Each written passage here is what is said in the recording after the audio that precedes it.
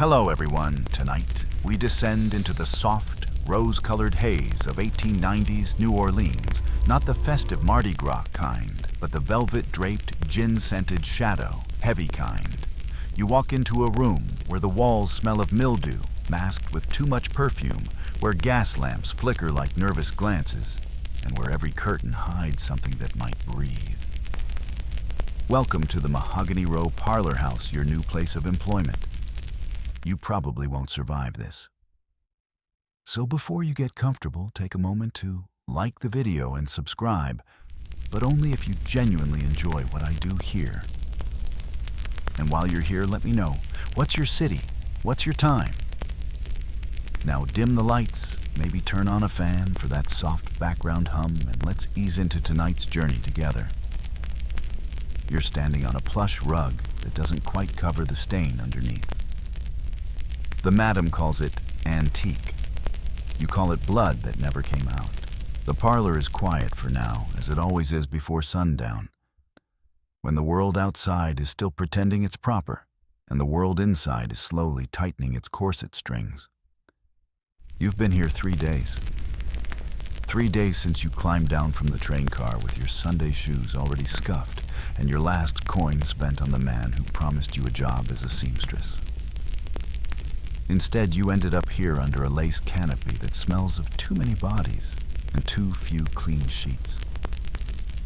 The room is painted crimson, trimmed with gold. Everything's meant to scream wealth and seduction. But to you, it feels more like a trap. There's velvet on the chaise fringe on the lampshades, and a mirror on the ceiling, cracked, of course. Cracked like the lives of every girl who ever lay beneath it. Tonight is your debut. You're told to bathe, though bathe is generous. It's a chipped enamel tub half filled with lukewarm water that smells faintly of old lemons and rust. You scrub with a square of soap so small, you're afraid it'll vanish into the drain. There's no privacy. The other girls are in various stages of preparation, powdering cheeks, curling lashes, stitching torn lace. No one talks much. No one has the energy for small talk anymore. Your corset is someone else's. So are the shoes. The dress's shimmering thing dyed burgundy belonged to a girl named Violet, who left last winter. No one says how. You hope she went north. You pretend she went north.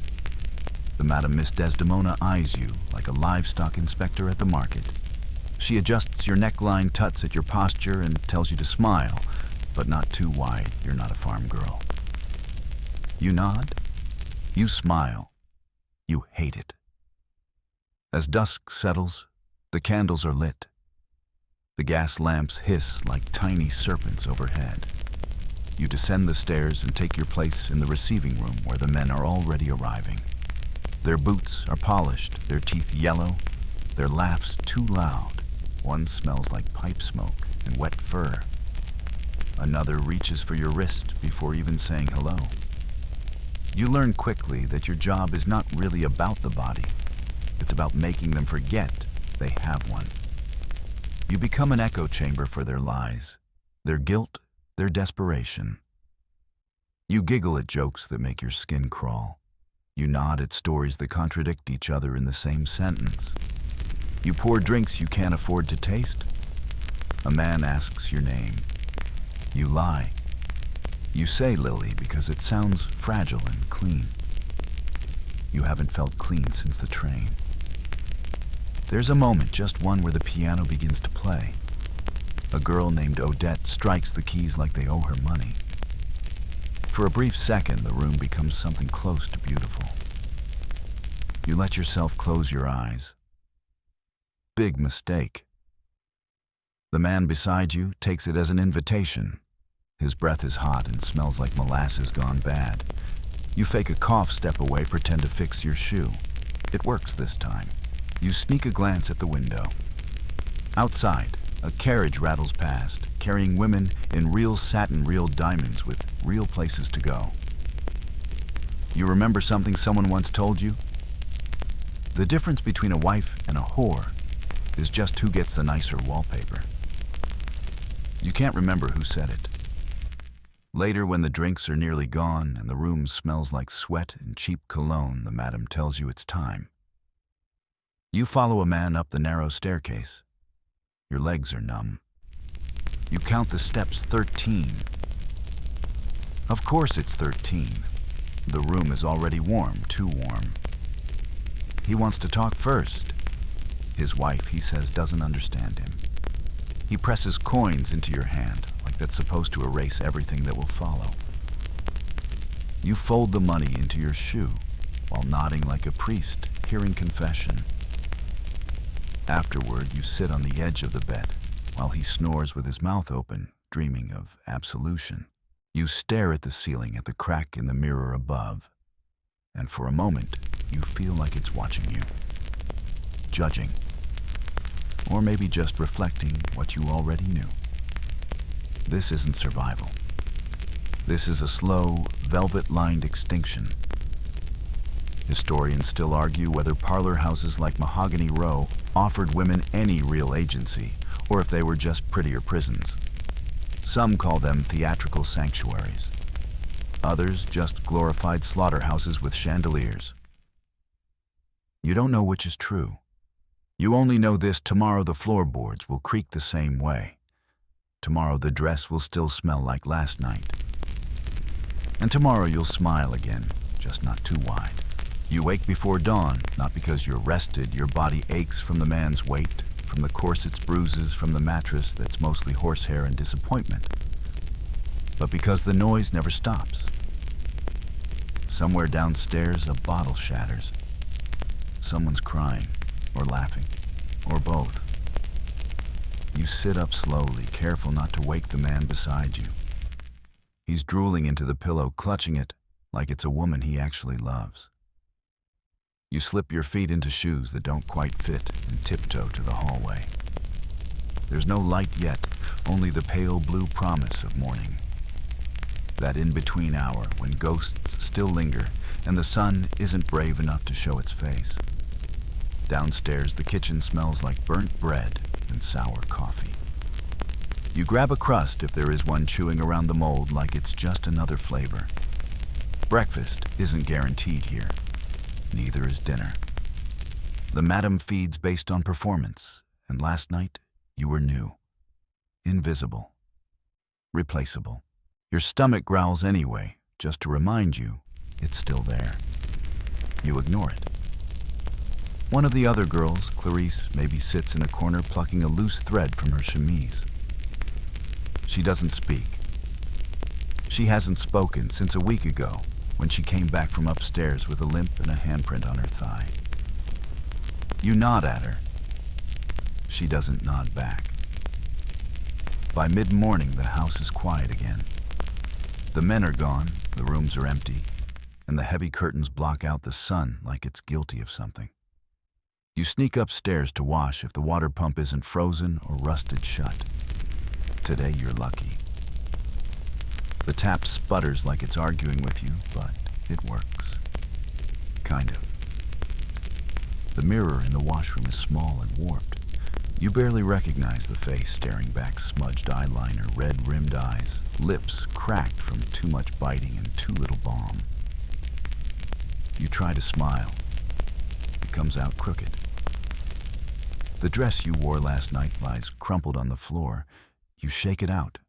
A button's missing. There's something sticky on the hem. You don't want to know what. You iron it anyway because that's part of the job.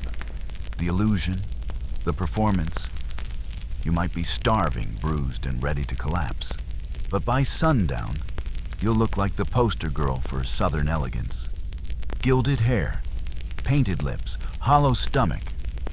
Historians still argue whether these girls had any true autonomy. Some say the wages, though meager, offered independence unheard of for women at the time. Others insist it was just survival, rebranded as choice. You don't need a historian to tell you how that feels. You live it. You head downstairs around noon to polish the parlor silver. No one really notices the silver, but Miss Desdemona is obsessed with appearances. The men aren't here for sanitation, she says, but they notice tarnish. You think she might be talking about you. As you wipe down the candelabras, you glance at the portrait above the fireplace. It's some long-dead woman in a pearl choker and a smug smile. Desdemona claims she was her grandmother. You don't believe that for a second. Behind you, the door creaks. A man steps in too early. He's not on the books, but Desdemona doesn't care. He's got coins. That's all that matters. He sees you, smirks, and says something that sounds like a compliment, but feels like a trap. You force a giggle. He doesn't deserve it. You excuse yourself to the hallway and breathe. One of the house rules, never let them see you breathe like that. Too human, too tired, too real. It's mid-afternoon now. Some of the other girls gather near the piano pretending to laugh at a joke that isn't funny. They all know the game. You're either pretty or useful. If you're lucky, both. If you're unlucky, neither. You hear footsteps upstairs, heavy, deliberate. Probably Desdemona. Or worse, that regular named Mr. Bellamy who always asks for the quiet ones. You shudder. You've heard what happens in the Red Room. A girl named Tilly passes you in the hall and whispers, "Your hem's coming undone." She's not being kind, just saving you from a lecture later. Still, it's the closest thing to warmth you've felt all week. You retreat to the sewing nook in the back to fix it. The thread's too thick and the needle too bent, but you manage. You've always been good with your hands. Your mother used to say that before. Well, before everything. You think of her often, her voice, her laugh, the way she used to tuck lavender in your drawers to keep the mice away. You haven't smelled lavender in months. It's almost evening again. The gas lamps are sputtering to life, casting long shadows on the wallpaper. The same pattern you stared at last night. Probably the same you'll stare at tonight. Dinner is a bowl of broth and a half-stale biscuit. You eat every crumb. Another girl picks hers apart, distracted. You ask if she's okay. She doesn't answer, just mutters something about a judge coming tonight. You don't press. It's time to get ready again. You scrub your teeth with a rag and salt. Apply rouge with your finger because the brush went missing last week. Pin your curls until your scalp protests. The mirror fogs up from the steam, but you don't need it. You've memorized the face you're supposed to wear. You head down just before the guests arrive. Your stomach growls again, louder this time. You press your hand against it, as if shame could make it quiet. Tonight you're someone named Marguerite. French names are in vogue this month. You wonder how many girls in this room are pretending to be someone else. The doorbell rings. The men arrive. The night begins. And once again, you smile. The parlor smells like old gin and stronger cologne. Candles flicker along the mantelpiece, but the shadows do most of the decorating. You've been told to sit on the chaise longue near the mirror because your hair looks best in that light. Desdemona says it frames your face like a portrait. You think it makes you look like a girl waiting to be framed for a crime. Tonight's crowd is louder than usual. Too many men in silk vests and shiny shoes slurring their own names before their second drink. A brass band blares from somewhere on Basin Street outside, muffled by the velvet drapes. The music is cheerful, upbeat, almost mocking. You're introduced to a man named Mr. Hutchins. He's got a gold watch, greasy hair, and a voice like someone stepping on a frog. He asks what you do for fun. You answer, "Stay alive." He laughs, assuming you're being witty. You weren't. Mr. Hutchins offers to buy you a mint julep. You say yes because refusing a drink means losing a customer. The julep arrives with too much ice and not enough mint, but you drink it anyway. Cold sugar and cheap bourbon hit your tongue, numbing something, maybe your resolve. The house is called Mahogany because the front parlor furniture was once polished and dark. Now it's more of a cracked cherry wood covered in layers of sweat and regret. Desdemona insists on the name. It sounds upscale. It sounds like class. It sounds like something that might justify the price on your time. You glance across the room and spot a new girl. Dark hair, green dress shoes, too tight. Her name's Ruth or Ruby or something else starting with desperation. She's doing the look, then glance away routine.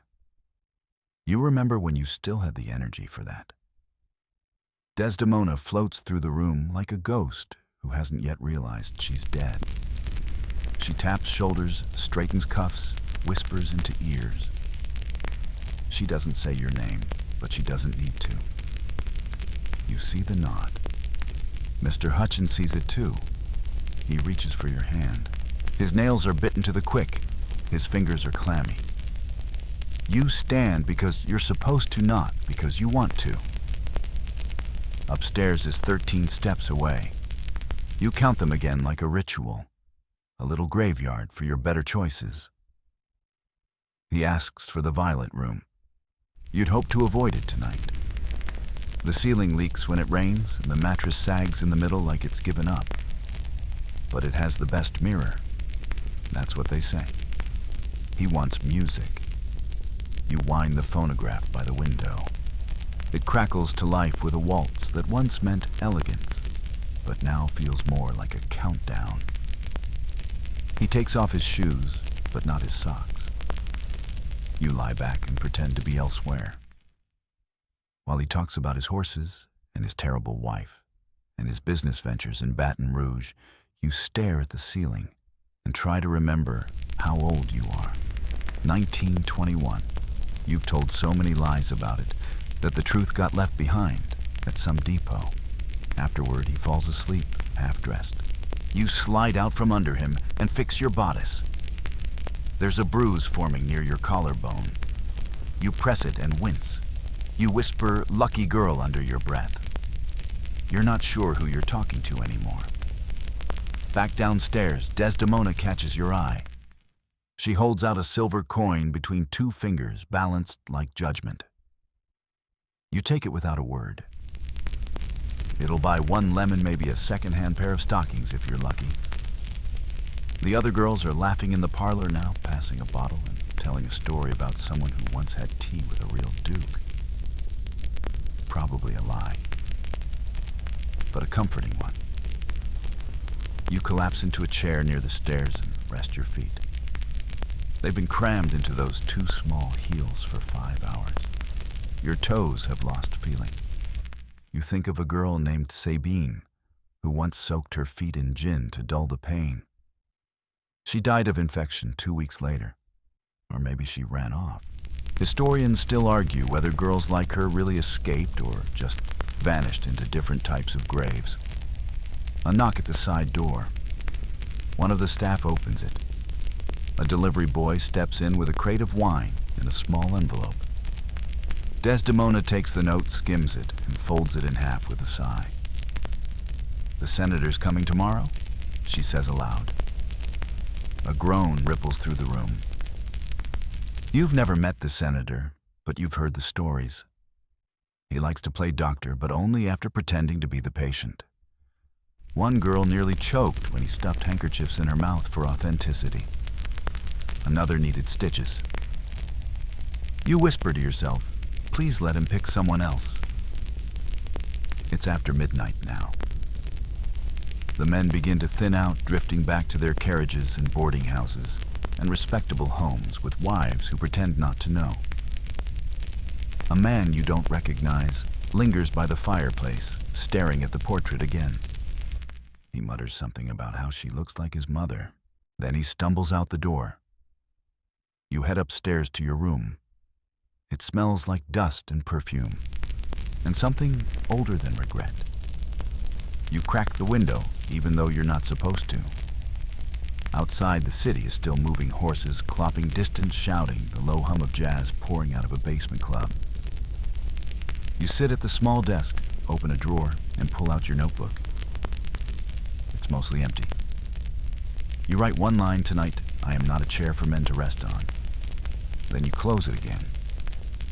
Your stomach growls. You ignore it. Again. You lie down, shoes still on, and close your eyes. The mattress creaks. Something scurries in the walls.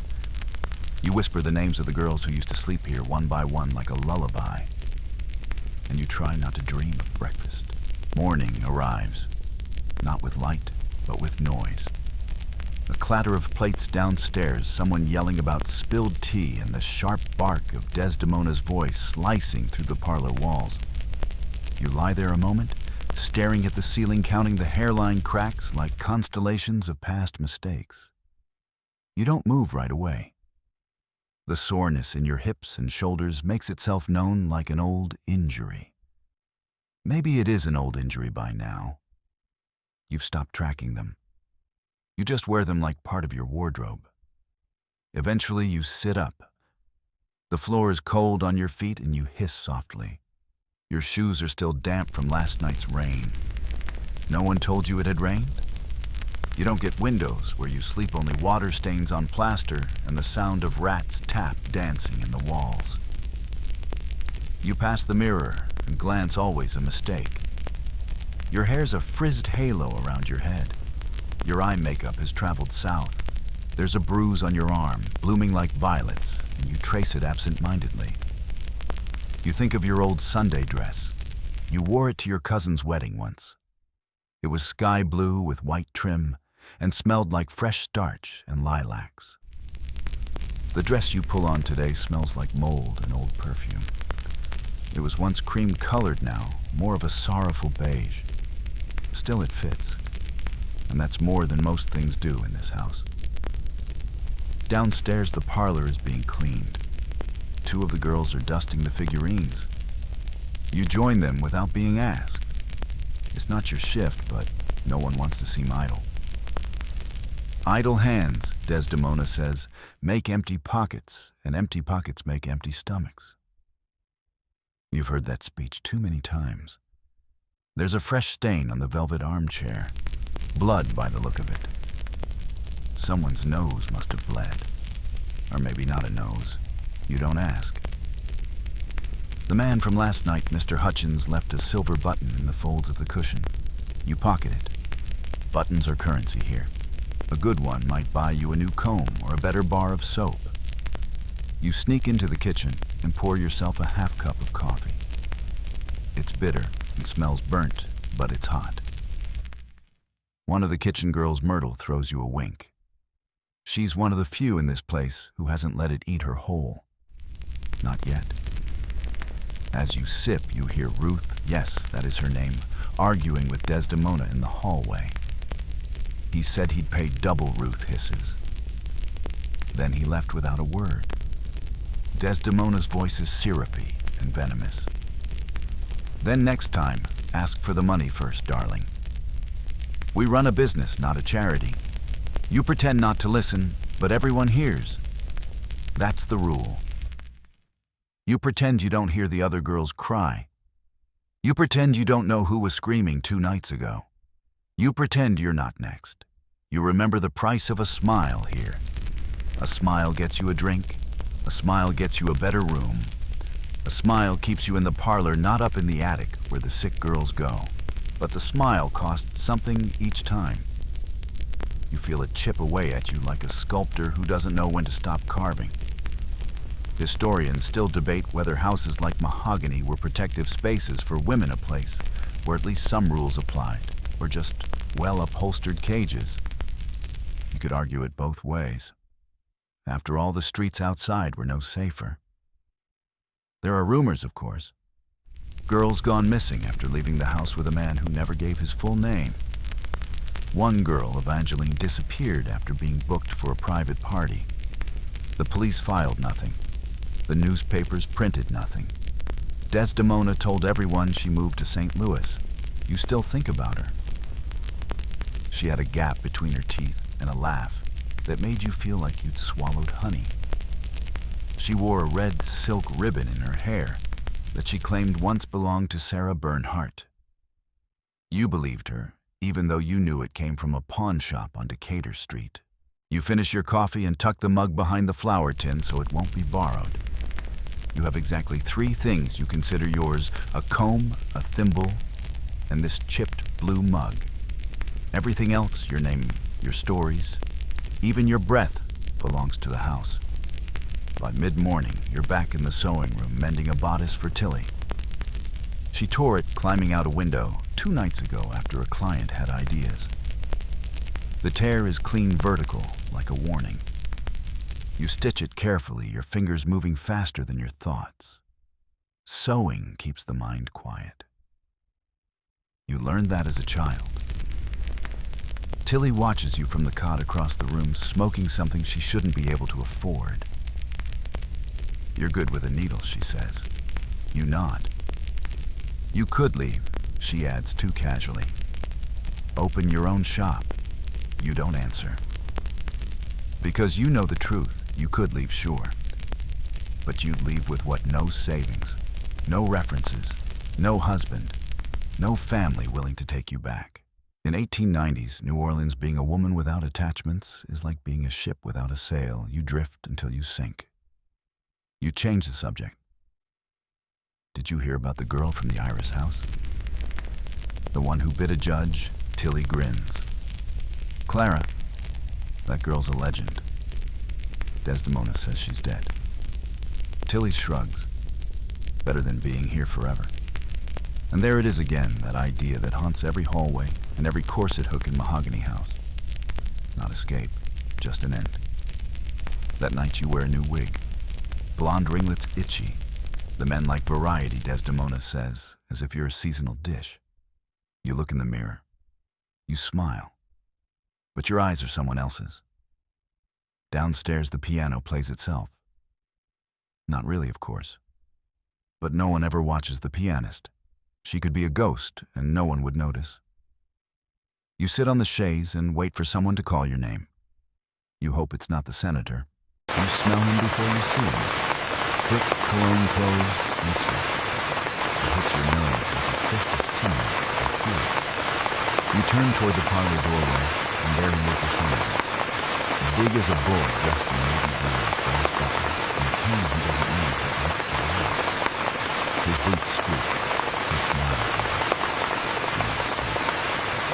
They all share a look like they're constantly trying to remember what compassion used to feel like.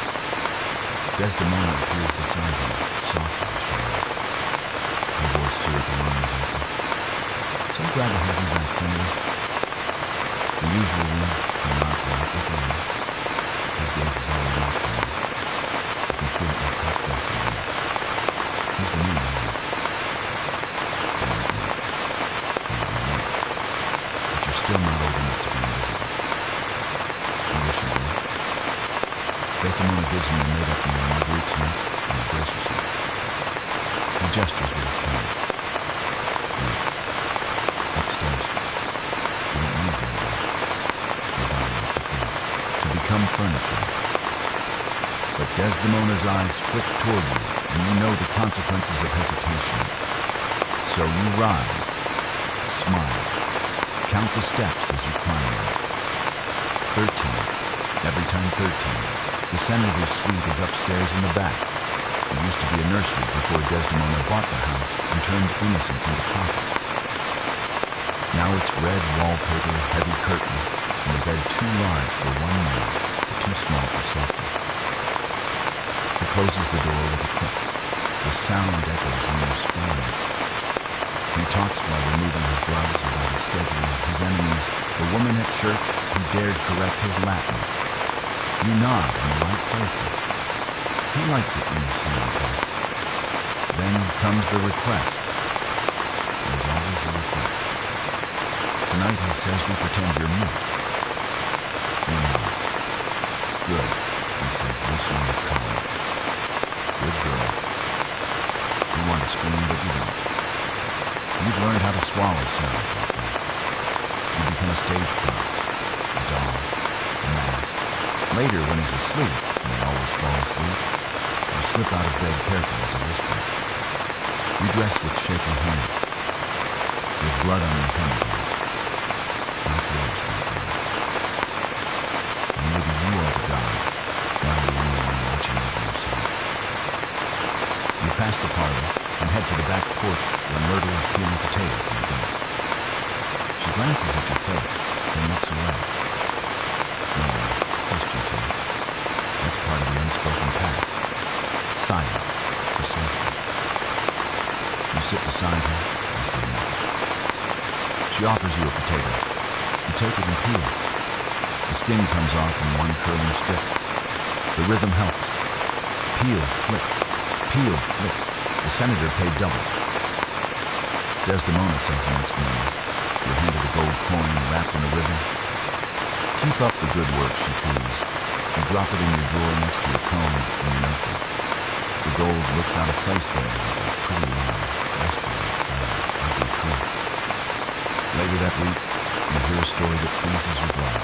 One of the girls at a rival house, the Blue Lily, is found dead in her room, strangled with her own garter.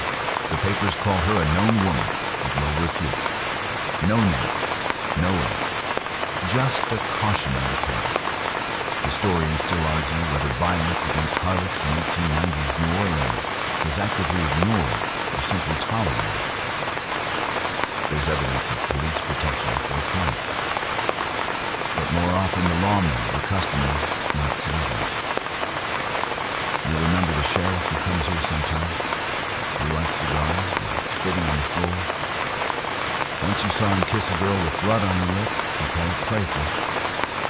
He's the one you report to if something goes wrong. Which means, of course, that you never report anything. The girls all react differently. Some grow quiet, others drink more. Ruth goes on a tale about leaving. I'll get a train to Memphis, she says. They've got a better class of filth up there.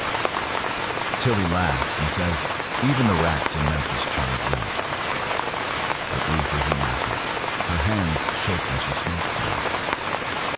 She's been spending more time staring at her reflection and she's trying to memorize her face in case it's the last time she sees it. You try not to think like that. But some nights it's hard not to.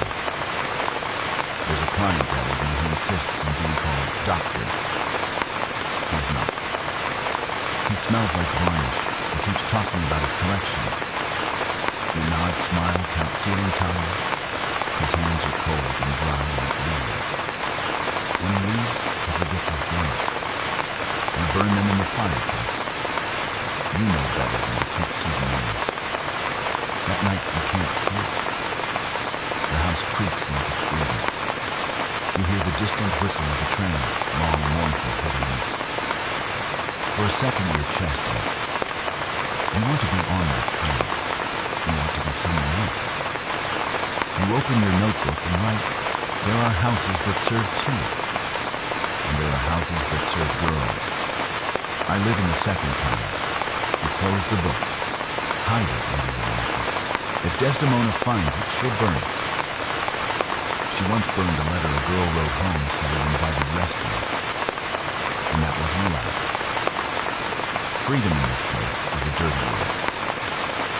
You lie down. Pull the sheet over your head. Try not to imagine garters as nooses.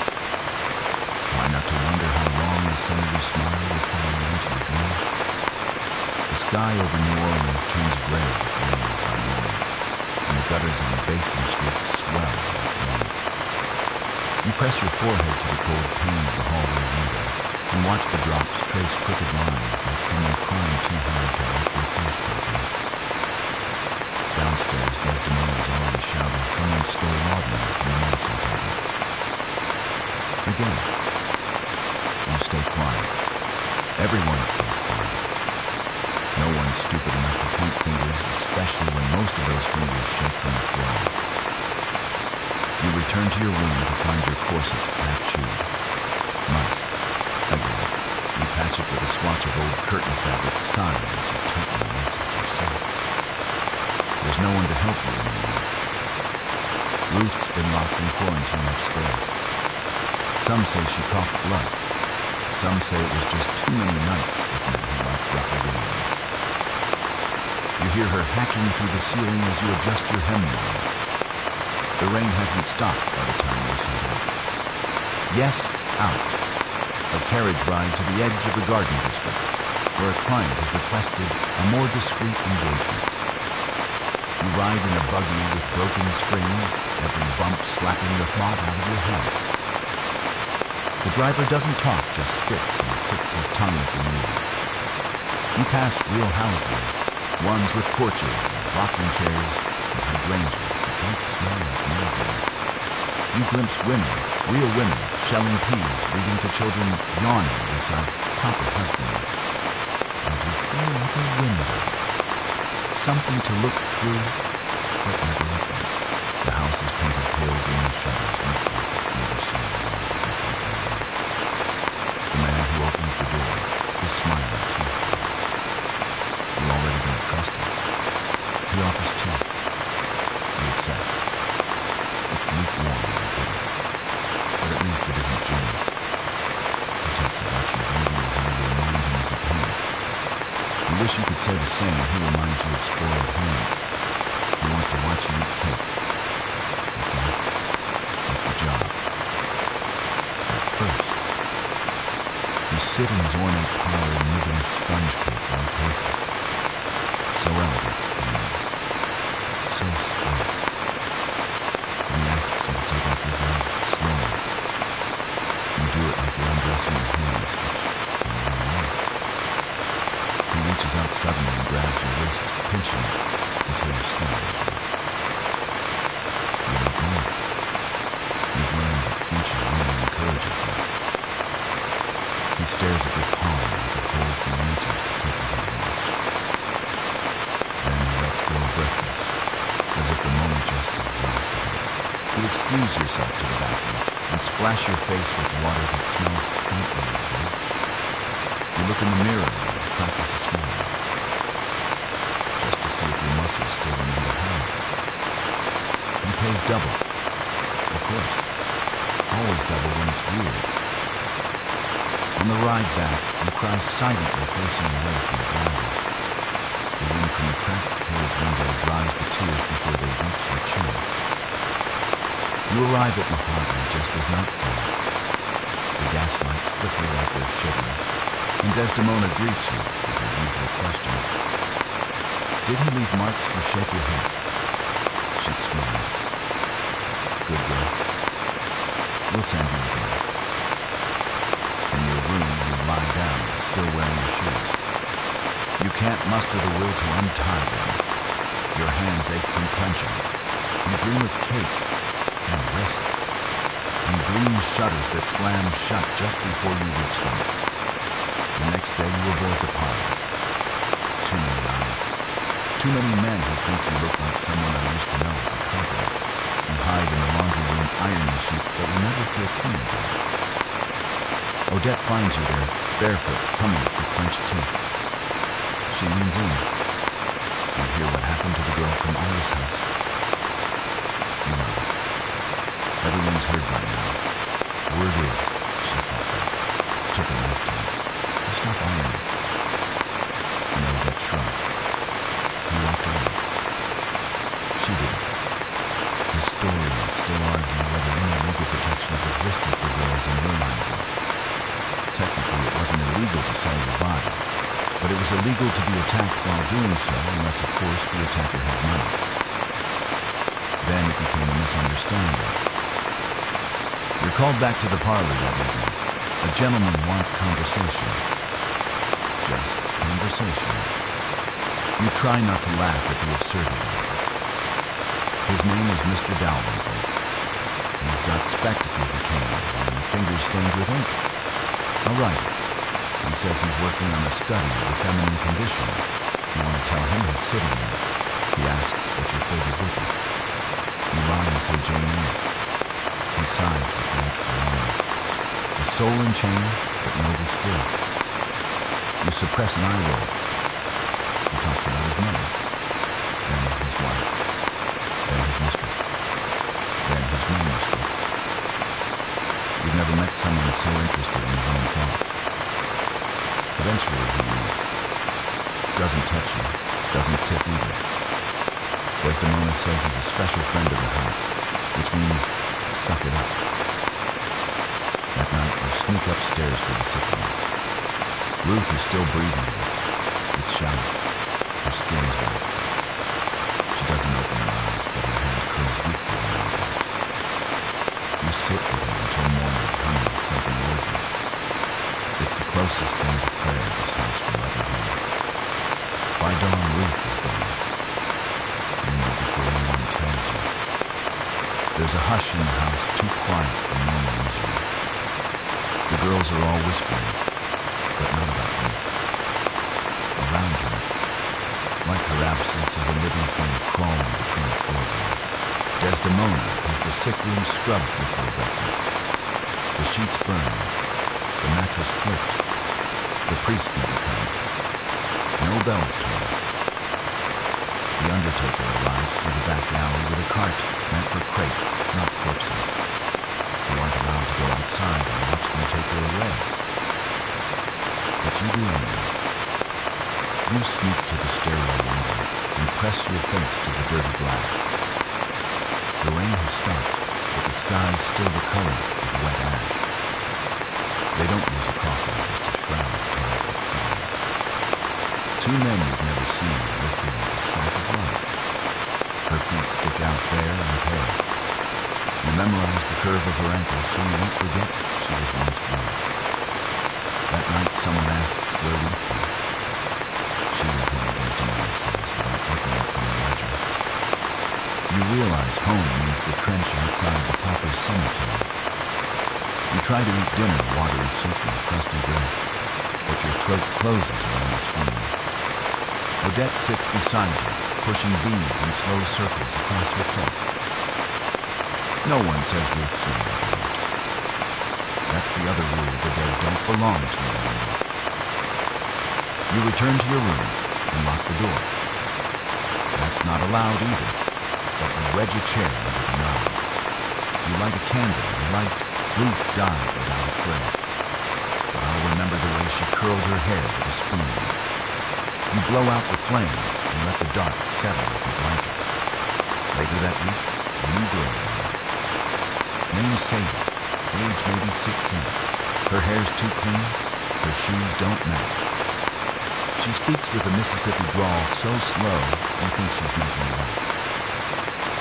Desdemona gives her the usual tour. By evening, Sadie's in the corner parlor seat, the same one you used to occupy before your smile got too stiff. The men like her. They always like the fresh ones. You try not to look, but you do. And she reminds you of yourself. Not in the way she looks, her features are sharp, her yours are soft, but in that glazed look behind her laughter. That nervous energy like a bird flying into the same window again and again, not understanding why it won't work. That night you get a client who asks for something special. You ask what that means. He grins. You'll know when it happens. You try not to think. Try not to ask questions. But your fingers shake as you pour the wine. His boots leave mud on the carpet. He traces your spine with the handle of his cane. Says you remind him of a portrait of a haunted house. You wonder if the ghost looked happier than you. After he leaves, you rush to the bathroom and scrub your arms raw. You imagine the soap is sand. You imagine scraping your skin down with something clean. There's no soap left by the time you stop. You hear Sadie crying in the hallway the next day.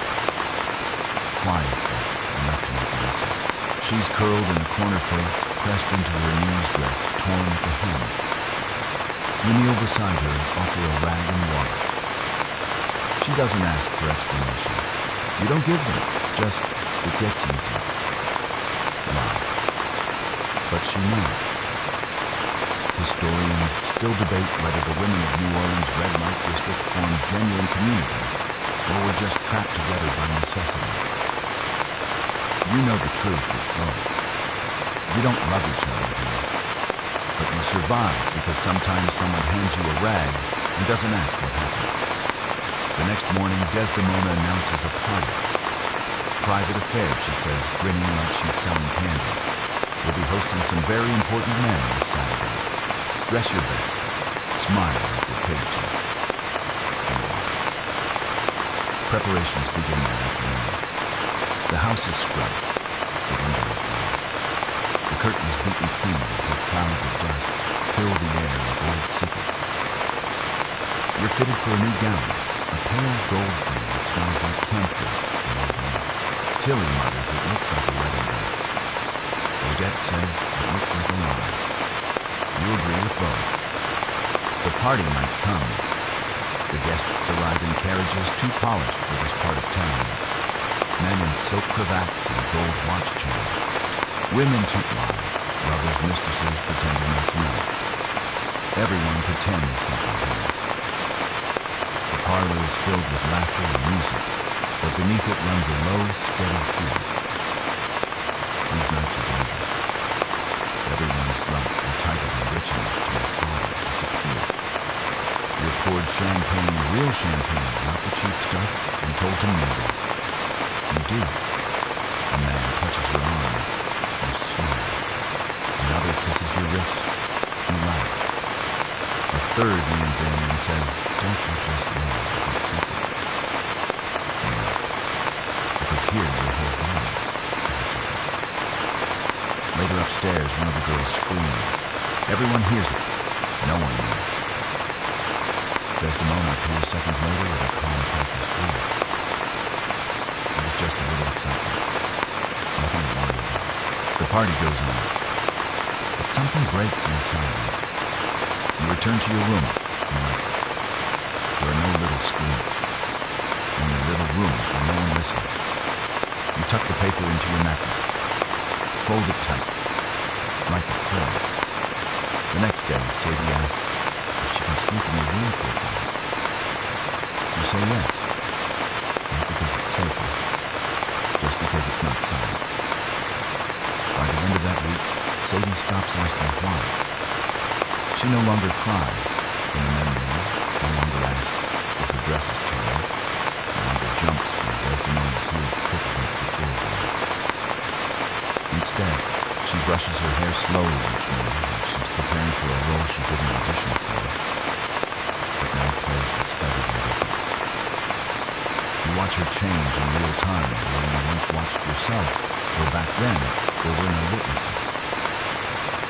One night after a man leaves her room reeking of gin and sweat, she climbs into your bed still in her torn chemise. She doesn't say anything, just curls next to you like a child. Her breath is fast uneven. You don't speak.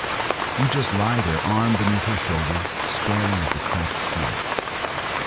You both fall asleep that night, wrapped in something too fragile to be called comfort. The next morning, Desdemona lectures everyone about decorum. She's noticed the whispering, the tired eyes, the dresses left unstarched. We are not some gutter front saloon, she snaps. We are an institution. You wonder if anyone's ever studied what kind of institution keeps bars on the windows and bruises on the doors. After the speech, Myrtle pulls you aside. You need anything she asks. You shake your head, but you know yes. You need different hair. A different time. A way out. Instead, you ask for a needle and stronger thread. One of Sadie's sleeves keeps falling apart. Later that evening, you find yourself back in the gold parlor. A man is already waiting hands, too clean, face too smooth. He introduces himself as Mr. Keller, but you know it's fake. They all lie when they think it makes them more powerful.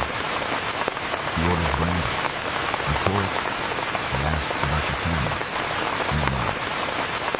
Again. He asks what your dreams are. You blink at him like you didn't hear. Because dreams are dangerous. They're the first thing to be crushed, and the last thing they'll let you remember before they grow from your memory. He touches your wrist. You're hard, but it lingers. I used to paint, he says. You nod. Girls like this? He nods. There it is. How tightly on your gut. That small, coiled head. You shift your leg away. He notices. He He smiles like someone who already paid for dinner and doesn't care if the food bites back. I can make the face. He whispers, "Now laugh." Instead, you say, "Most people who say that end up making someone disappear." He chuckles, drains his glass, and leaves, without touching it, without tipping it over. But you're relieved. You'd rather be poor than painted like clay. Back upstairs, Sadie is sitting on the floor sewing her own hair instead. She's humming some tunes, but her hands are steady. "You're getting good," you say. She nods. "You taught me. You didn't mean to. But I got you." She asks you what your name is. You hesitate. "Claire, you finally say. Claire with an I. It's not the name you were born with, but it's the one you picked the day you stopped pretending the train home would ever come." Sadie tells you yours is actually Emily. She says it's soft, like it's a secret she's already mourning. You hold it like something sacred. Historians still argue whether the Harlots of Storyville had any real names, or if even that was taken from them by the system of regulated vice. Ledgers from the era show aliases, false ages, made-up birthplaces. Bureaucracy disguised as liberation. But the truth is simple: when no one calls you by your name, you stop hearing it in your own head. That night, you hear about a brothel fire in Burgundy Street. 2 girls dead. One jumped from the 3rd story and broke her back. The other never made it to the window. No headlines, just rumor. A quiet reallocation of dresses and shoes. Desdemona checks the locks that evening. "Safety is our priority," she says. You don't ask why the attic windows are still barred. You lie awake thinking about fire, about smoke crawling under doors, about screams behind wallpaper, about how fast silk burns, about Ruth, about the way Emily's chest rises in sleep. You write in your notebook, and the house burns with the Countess's guests and fear. You hide the page beneath your pillow. The next day, Emily cuts her hand in a chipped nail. It's not deep, but the blood makes her freeze. You hold her wrist under the tap. The water is cold and brown, but it does the job. You wrap the cut in clean cloth, well cleaner than most things here, and tell her to keep it dry. She looks at you and says, "If I get sick, promise, you won't let them take me to that hospital." You know it. "I promise." Because you've seen the hospital. The women's ward is nicknamed the Yellow Floor. Once you're in, you don't come back out. They say it's for public health, but you know it's about disposal. Like garbage, like rats, like memory. That night, you offer to take Emily a shift. She protests. You insist. The man's already been assigned. He's old pale and smells like vinegar. He's polite though, and quiet. Doesn't ask for much. He lies beside you and waits. That's it. Just sobs into the mattress like someone reading something too old to remember. You don't speak. Just let him cry. When he's done, he leaves a $10 bill on the nightstand. You don't take it. Not out of pride, but because you don't like a memory attached to it. Instead, you return to your room and lie down next to Emily. She's asleep, brow furrowed, hands curled like fists. You reach out and smooth her hair, and for the first time in weeks, you fall asleep before the rats start scratching on your eyes. The first frost touches New Orleans like a whispered insult. It doesn't snow here, not really, but the air turns sharp, and the wind cuts between the shutters. The parlor girls wrap themselves in shawls that smell like clothes. Mildew and water starts splashing the fire like champagne. You sleep with your coat on, curled around one leg with 2 spoons left on the floor for the night. The cold reveals everything. Floorboards run away. Joints crack. Secrets crack open like black paint. One morning, you wake up with a cough while you drive. You pretend it's nothing. Emily doesn't ask, you see the question on her face. Is it starting? You shrug. Just the best. You both know it's not just the best. Desdemona brings in a doctor the next day. Not for you, he's here for Odette, who fainted during the client's visit. He arrives in a fur-lined coat, wearing wire-rimmed spectacles, and a frown that seems permanent. He checks Odette's pulse, mutters about dampness in the lungs, and writes something in a small black notebook. You try to peek. You see one word: quarantine. That afternoon, Odette disappears. No goodbye, no suitcase. Just her empty perfume bottle in the washstand, still smelling like overnight. You lie in bed that night with a blanket up to your nose, holding your breath between coughs. Emily presses her hand to your forehead. You cold? She whispers. You know. I'm always cold. You remember when warmth used to come from something other than body. The next day, the house is quiet. Even the piano stays quiet. Desdemona gathers the girls in the parlor and reads a new rule from her ledger. No girl may work if showing signs of infection. She looks up. We can't risk another incident. If you're sick, report it immediately. No one says a word, because everyone knows what reporting equates to. You avoid the mirror for 2 days. The shadows under your eyes grow darker. Your cheeks hollow slightly. You skip meals. It's easy. You're used to hunger. But on the third night, you catch a glimpse of yourself in the glass beside the staircase. For a second, you think it's you. Or Odette. And maybe even the girl from Iris house. The one with the knife. But it's you. Still here. Still breathing. There. You go to Myrtle in the kitchen and ask for laudanum. She hesitates, then slips you a half bottle from behind the flower sack. Don't drink it all, she warns. Not unless you need to. You nod. Your hands are already trembling. Back in your room, Emmeline is reading a torn book she found in the attic. Something about a woman locked in a tower. You lie down beside her and pretend to listen. She looks over. Do you think there's a version of us in stories you dream? What do you mean, like, somewhere out there, are there girls like us who live in towers but get out, who don't die halfway through the book? You want to say yes. You try to say yes.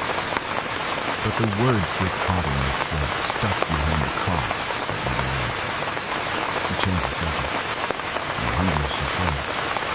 Not really. You pull the laudanum from your pocket and set it on the floor between you. If it gets bad, you say, "We'll share." She nods without looking. You both understand it that way. Later that night, Desdemona knocks on your door. She doesn't wait for you to answer. She steps inside and sees you sitting upright, pale and shivering. She sighs like she's exhausted from it. You can't look like this. You say nothing. She pulls a coin purse from her sleeve and sets it on the dresser. Take the back one. Thanks. If you're better by Monday, I'll bring you back downstairs. Good night. She hesitates in the doorway. You're one of my best, she says. Don't forget that. And she leaves. You don't touch the coins. You don't move. You just lie back down beside Emily and whisper, "Don't let her call me back." She nods, tears in her lashes. Historians still argue whether brothel owners like Desdemona were protectors or exploiters. Some records show women retired with savings, even bought property. Others suggest they died quietly in corners, their final months erased like chalk for sleep. You suspect both are true, just not for the same girl. 2 days pass. You stop working. You stop eating. You lose track of which hour was which. Emmeline nurses you in small, tender rituals, wet cloths on your head, spoonfuls of broth she steals from the kitchen, whispered songs with no melody. You try to thank her. Your voice breaks. At night, she braids your hair like you're a doll. her fingers trembling. I'm scared, she says wearily. You smile from cracked lips. Me too. The next morning, a nun appears. You don't know her name. She arrives with a horse-craft, soft leather gloves. She carries a clipboard, doesn't make eye contact. She says we're collecting those marked for isolation. Emily blocks the doorway. She's not ready. The nun lifts her eyes, tired gray. She's not meant to be. You laugh once. It sounds like paper to me. Emily helps you pack. A comb, your notebook, a lemon. Before the nun takes your arm, Emily leans close and whispers, "I'll wait for you." You know. You both know she won't. Not because she doesn't want to, but because they won't let her. And you won't be alive long enough to read it. You leave Mahogany House through the back gate. Not the front door, never the front door. The front is for clients, for illusions. The back is for broken things. Trash. Deliveries. Girls like you bundled in cloaks, too thin for the weather, and placed into wagons like wilted vegetables. The nun sits beside you in silence. Her eyes never meet yours again after she signs the ledger. You wonder if she's afraid she'll remember your face. The cart rocks and lurches over cobblestones. You cling to the edge, coughing into your handkerchief, Emily tucked into your sleeve. It still smells like rosewater and like lemon. You press it to your lips and try not to count the minutes. The hospital looms like a prison in disguise. Tall gray walls, narrow windows, iron gates with chipped paint, and a locked door that takes two men to open it. This isn't a place for healing. It's a place for forgetting. Inside it smells of bleach fever and soup that's never quite warm. You're led down a corridor where footsteps echo forever. Nurses glide by like ghosts. Patients stare with sunken eyes, some whispering to themselves, some silent, all hollowed out. You're shown to a cot near the far wall. A curtain hangs between you and the next bed, thin as gauze. The sheet is scratchy, the pillow flat. You lie down anyway. The nun tells you doctor will be by tomorrow. She doesn't say when. She doesn't say your name either, because here you don't have one. A tray appears later with watery porridge and boiled cabbage. You try to eat, but your throat won't swallow. The cough returns sharp barking. Someone behind the curtain mutters, "First one always hurts." You don't respond. You conserve your strength. The room dims as the sun sets. A bell rings in the hall. Lights flicker. Somewhere a patient screams. You bury your face into the handkerchief and let the sound pass through you like wind and broken shell. That night, you dream of Mahogany House. Not the parlor or the staircase, but Emmeline's hands. Her humming, the way she used to braid your hair inside. You try to speak in the dream, but your voice cracks. Even in sleep, you lose impulses. The next morning, the doctor arrives. He's older, thin, smells of chemical and apathy. He taps your chest with his finger, listens to your lungs with a brass stethoscope that's colder than his. He frowns, but backs still. You wink. He scribbles something. We'll keep you separate. Reduce the chance of spread. You want to laugh? What chances there are? The nurse moves you to a room with fewer cats. Quieter, cleaner too, but only because fewer people last long here. You're given a wool blanket. It itches, but you wrap it tight around yourself, like armor. On the third day, the fever hits high. You sweat through your gown, wake up shivering delirious. You dream again, this time of fun. Of velvet curtains catching flame, of Sadie running through smoke, her dress burning from a hammock. You reach for her, but your hands pass through. You scream yourself awake. The nurse hushes you, brings cool water, pats your forehead.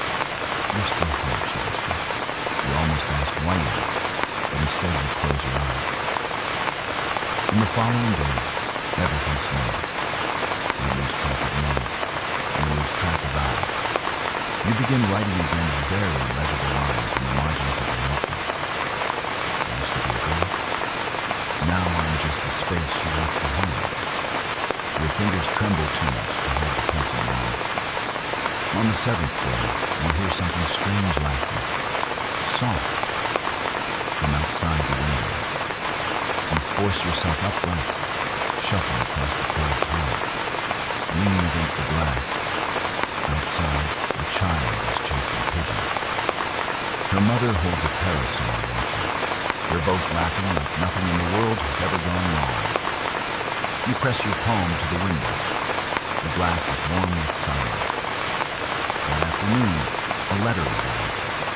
It's unsigned, no return address. Just your name, Claire, written in a shaky script. Inside one line, the yellow flowers you want bloom today. I picked one for you. You don't need a signature. You know. You hold the letter to your chest and cry so quietly that the nurse doesn't notice until the next shift changes. Historians still argue whether the women who died in quarantine were buried with dignity. Some records show proper graves. Others list only numbers no names. You ask the nurse once where they put you.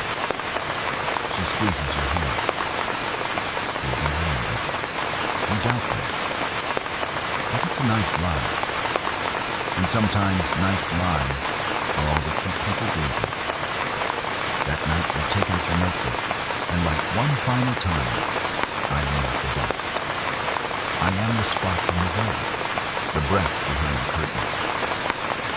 It was here. You set the notebook on the table by the bed. You lie back, close your eyes, and for the first time in weeks, sleep comes without fear. When the nun returns to your room the next morning, she thinks you passed. You're lying still, face turned toward the window, the letter clutched in your hand. She steps quietly and respectfully. She's seen this 100 times, girls who come in with fevered lungs and leave as ash and embers. But then your fingers twitch. Your breath shudders in. Not dead. Not yet. The nun kneels beside the bed, checks your pulse. Weak, but steady. She doesn't speak. Just wraps a fresh cloth around your forehead and crosses herself before leaving the room. You smile slightly. A win, however small.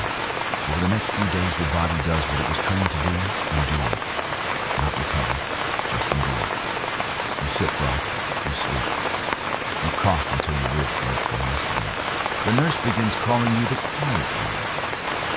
You like that better than the Harlot from Mahogany. There's a new girl in the cot beside yours. She doesn't speak at all. Just stares at the ceiling blinking once every few minutes. Her skin is waxy, her hands too still. You wonder how long she has left. You wonder how long you do. One evening she finally turns her head and whispers, does it ever stop hurting? You don't know which pain she knows. So you answer truthfully. No. She nods and smiles. And that's enough. The doctor comes less often now. Your fever has plateaued and not considered urgent anymore. That means you're not dying tonight. It also means you're not anyone's priority. You overhear a nurse talking in the hallway. She's one of the story lines. Another voice replies, they usually don't last this long. Laughter. Think. Forget it. You stare at the ceiling and wonder how much of your life exists only in overheard fragments. When the rain returns soft and drizzly this time, you sit up for the first time in days. Your legs shake, but you manage it. You shuffle to the window, lean against the sill, and look out over the garden below. It's barely a garden. More of a fenced-in square of weeds and forgotten hills. But it's green, and it's outside. And that notice something in the corner of the dirt plot, a cluster of yellow flowers.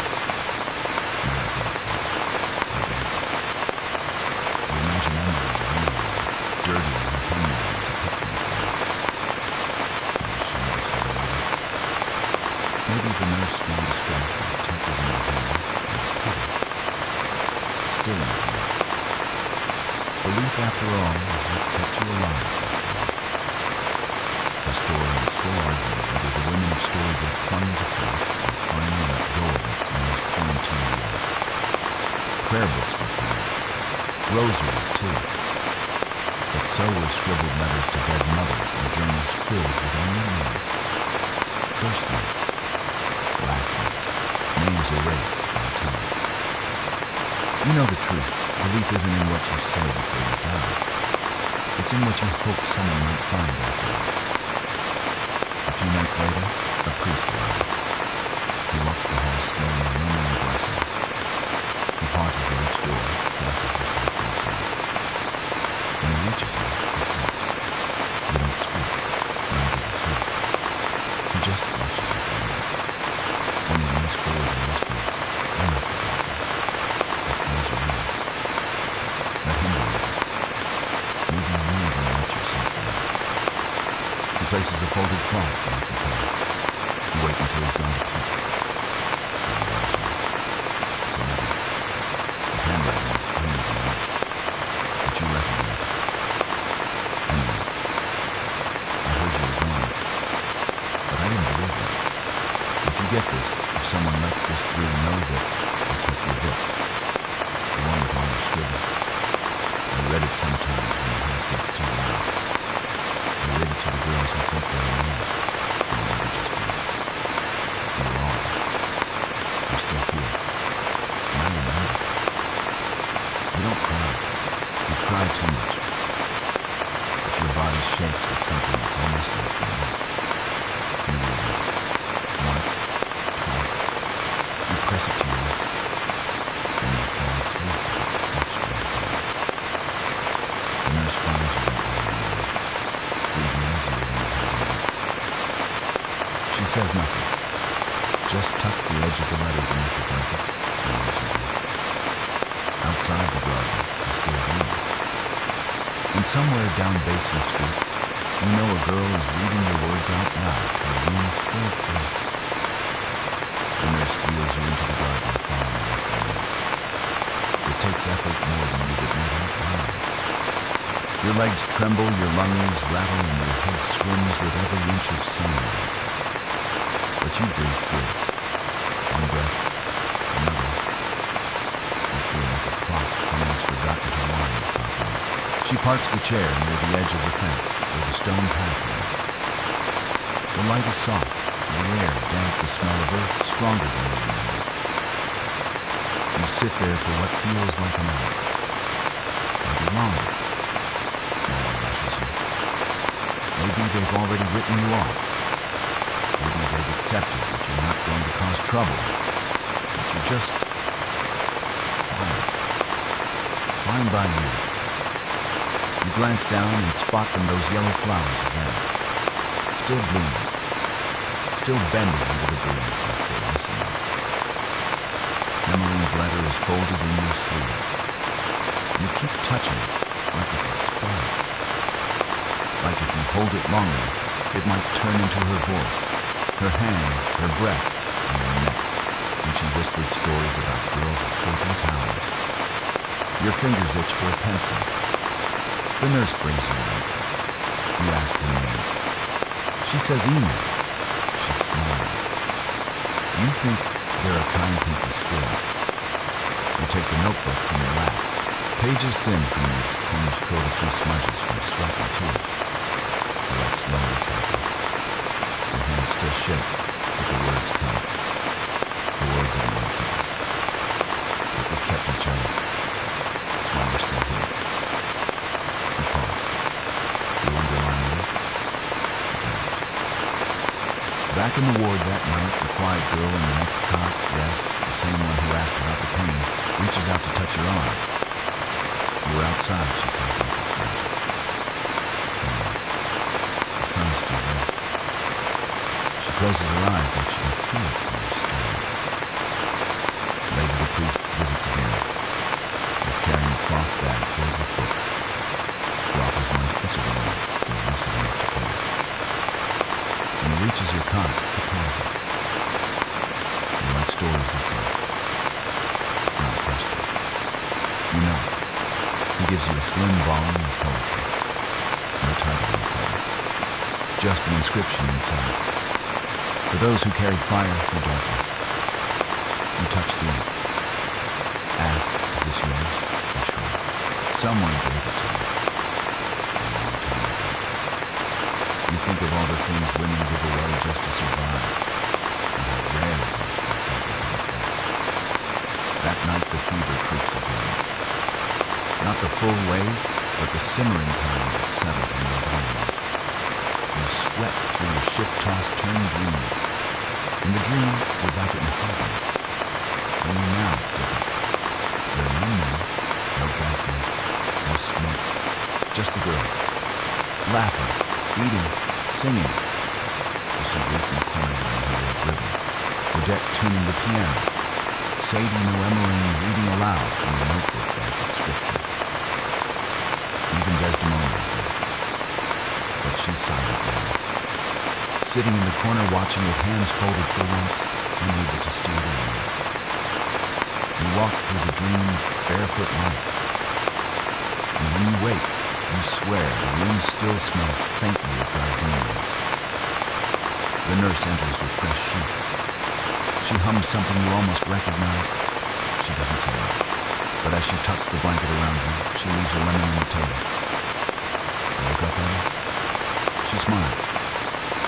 Girl at the gate, then. Said it was for Claire. Your throat tightens. You haven't spoken your name in weeks. You pick up the lemon roll in your palm. It's warm from your hand. The skin is smooth and dimpled. You hold it to your nose, and your hair heats. And for a moment, just a moment, your lungs don't hurt. You cut it open with a spoon, wedge a piece between your teeth, and bite. Sour, sharp, alive. You write again that evening, I am not the girl who arrived in the trunk. I'm not the girl who smiled too long. I'm not the girl they locked behind red curtains. I am the girl who is still there. My niece sees the page. She nods once. You should go home. You whisper, where is that she takes her head? Wherever someone says your name, it means it. You fall asleep wondering if that's Mahogany House, or somehow it's wherever anyone is standing now. Historians still argue whether any of the quarantined girls ever returned to their former lives. Few records exist of recovery. Most simply vanished from ledgers replaced by newer names. But in this ward right now, your name exists. You hear it when the nurse calls softly. You feel it when the lemon sits in your hand like fruit. And tomorrow, just maybe you'll write it again. You're sitting up more often now. Not because you're strong exactly, but because you have to be. Your body's still thin, your cough still visits at night, but there's something stitched back inside you. It's not health. It's not hope. It's something else. Something quiet. Like resolve. Today, Inez wheels you out again. The sky is overcast, but it's warm. There's a breeze that smells faintly of oranges and chimney smoke. You close your eyes and listen to it. Let it pass through you. You'll be moved soon, Inez says softly. You open your eyes.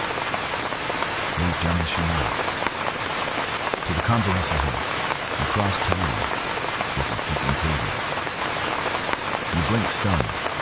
The idea of elsewhere hadn't occurred to you in weeks. Your mind is only on hospital ceilings and fevers, not fresh places, not clean sheets that haven't absorbed grief. Either take girls like me to rest. Inez doesn't hesitate. You take people who live. You look down at your hands, still shaking, still faint. But they will. Back in the ward, you'll find a quiet girl who's no longer silent, braiding her hair. She says her name's Tess. She used to work in a boarding house, but when Len moved out, I could. She says, I stay. Thank you. You smile. With me. She laughs. It's quiet. That afternoon, 11 arrives. You recognize the handwriting instantly leaky bold, too big for the paper. Claire. The girls read your words and smiles. I painted your name on the inside of my dresser drawer. I wear my old boots now. I think you'll be proud. They're saying things might change here. Some councilmen are talking about shutting us down. Moral reform. But if they do, all right. I swear I will. I'll find you. Don't die. Not before I hug you again. You clutch it to your chest and exhale so slowly it feels like exercise. You write back the same day, still here. Not here. Not home. But here. I dream of you both. I dream of the girl desert. I dream of running water and silk that doesn't fit. If they close that house like that, the only home worth saving is the one where you remain the same. I will see you again. That's not hope. That's fact. You give the note to Inez, who says she knows someone who took it to Basin Street. She doesn't ask who it's for. Doesn't need to. The next morning, the card arrives at dawn. The transfer papers are signed. Your name is written in pink pencil. You stare at it for a long moment. Claire, your name. No aliases. No nicknames. No stage names dreamed up by Desdemona in the middle of a financial panic. The driver helps you into the car. It's padded, clean. No bars on the window. You stare out at New Orleans as it rolls past sugarcane carts, river barges, boys chasing chickens, girls selling lavender bundles in the rain. No one knows who you are out there. But that's fine. You'll tell them when you're ready. Historians still debate whether recovery from the harlot life was ever real or just another stage of illusion. Some were said to become nurses, some married clients, some vanished. But you are not a study, not a rumor. You are still breathing. You arrive at the convalescent house as bells ring for the hour. It's small, quiet, ivy in the bricks, a garden in the back overgrown with mint. The woman at the desk reads your name slowly, like it means something. Claire, she says. Welcome.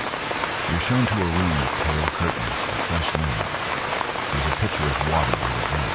The window opens fully. You do it right away just to hear the city breathing.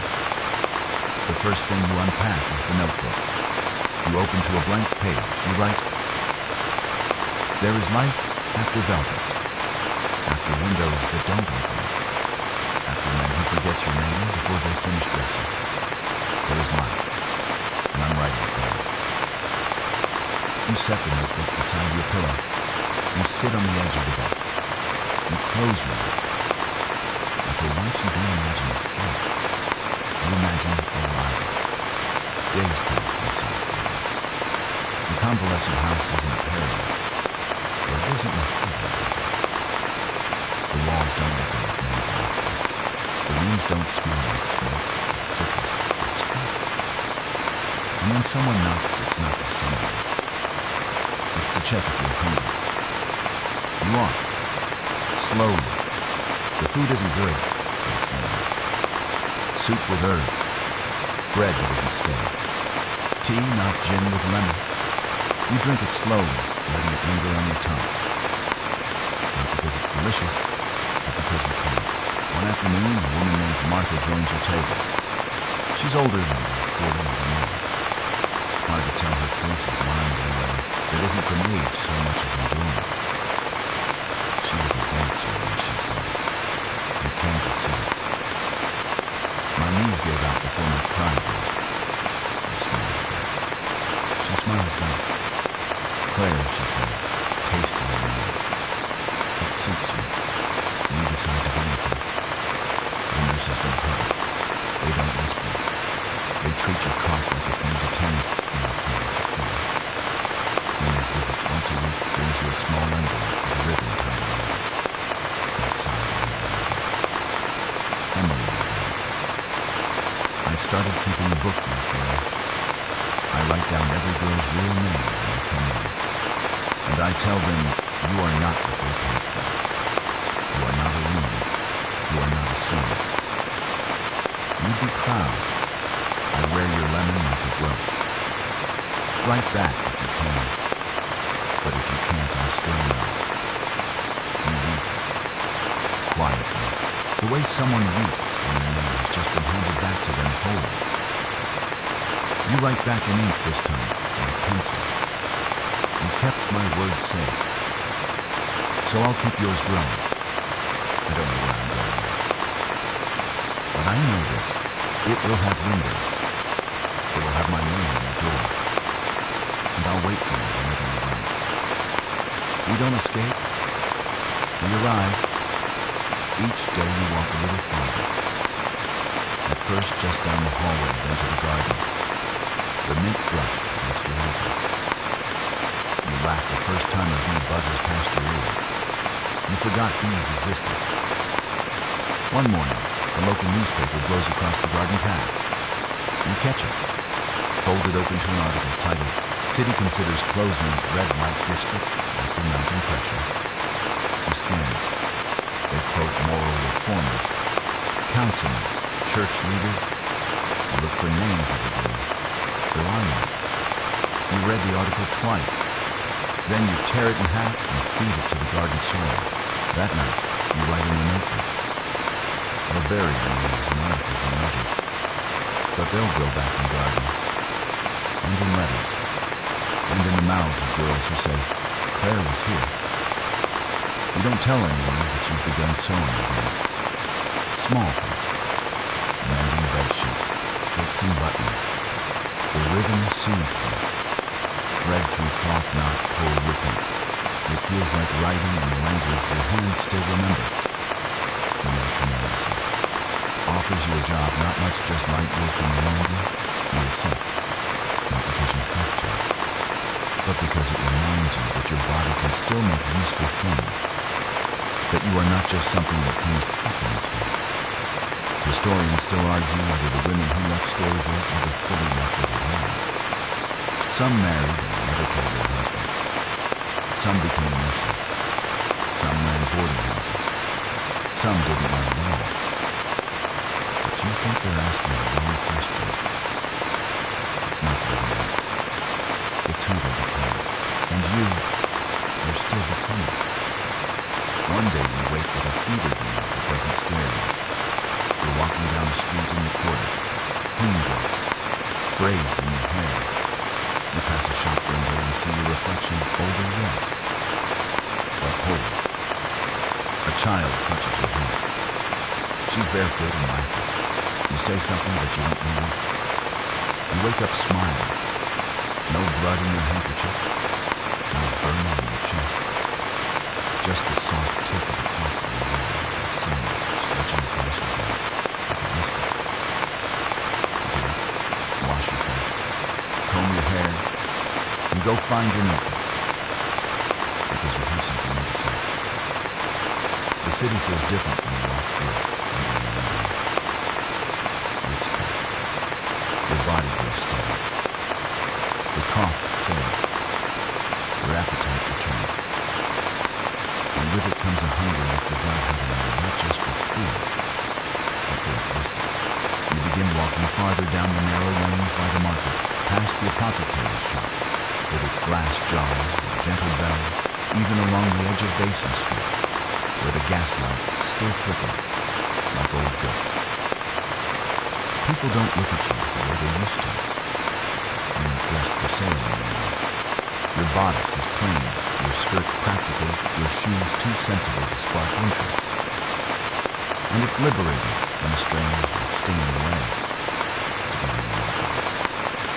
To be invisible by choice. You find yourself standing outside Mahogany House one afternoon, almost by accident. The building's still there, but different. The paint is peeling. The windows are cracked. The velvet curtains have faded into dull shrouds. There's a for sale sign nailed to the front door. You stare at it for a long time. Desdemona is gone. No one tells you where. Some say she fled to Baton Rouge. Others whisper she drank herself to fire. Either way, she's vanished. Like all institutions do when their story ends. You don't go inside. You simply reach into your bag, pull out a folded scrap of paper, and press it between the cracks of the door frame. You don't read it. You already know what it says. We were here. We survived it. And we made each other whole. We walk away. We don't look back. At the convalescent house, you meet a girl named Nina. She's 17. Anger hasn't spoken in 4 days. You recognize the silence. You sit with her every afternoon during nothing. No questions. Just presence. It's enough. Eventually, she hands you a note. Is it true you got it?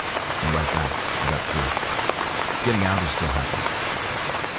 She doesn't reply, but she sits closer the next day. You begin teaching her how to sew. She's clumsy at first, hooks her thumb twice in 5 minutes. Swears under her breath. You laugh not at her, but because you remember that frustration. The needle slipping, the thread refusing. The way it always starts like that, before it becomes miserable. She smiles when she knots her first hem. Holds it up like a trophy. You tell her it's crooked. She grins widely. So am I. Historians don't record this kind of moment. There are no documents, no letter, no headline.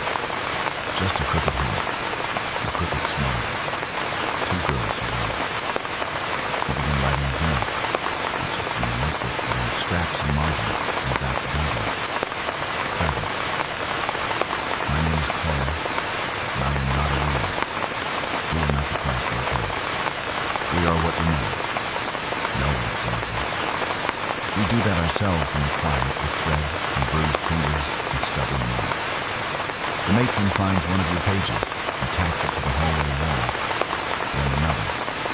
The girls start reading them out loud, whispering them before sleep. One girl copies them onto her hands with ink. You catch Nina scribbling on the windowsill in charcoal. The house burned, but the names wiped out. You never wrote them. But it's yours now, too. There's talk of you leaving. Inez offers to help you find a small room above the laundress's shop near Rampart Street. It's not fancy, she says. But it has a window. And a lock. You ask if there's space for a second bed. She raises an eyebrow. Thinking of a roommate? You don't say Emily's name. You just know. The morning you pack your things, Nina sneaks into your room and leaves you a gift. You love it. You cry when you see it. Not because it's funny, always. But because it makes you hurt you. But your words land.